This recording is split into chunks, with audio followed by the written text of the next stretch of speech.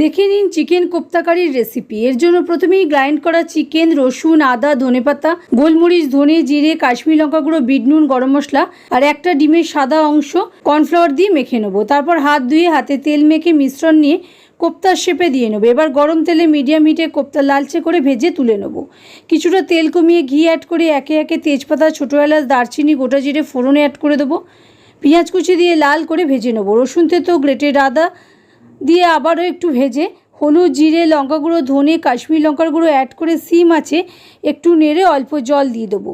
মশলা কষে গেলে tomato puree দিয়ে কিছুক্ষণ রান্না করে নেবো। টক দই আর নুন দিয়ে ভালো করে কষাতে হবে। মশলা থেকে তেল বার হলে গরম জল আর স্লিটের কাঁচা লঙ্কা দিয়ে একটুক্ষণ রান্না করে কোপ্তা দিয়ে আরও 5 মিনিট রান্না করে হাফ কাপ জল অ্যাড করে 10 মিনিট রান্না করে ফ্রেশ ক্রিম, ধনেপাতা, আদার জুলিয়ান অ্যাড করে আরও 2 মিনিট রান্না করে কাসুরি মেথি ছড়িয়ে মিনিট খানেক পর গরম মশলা গুঁড়ো ছড়িয়ে নিলেই রেডি।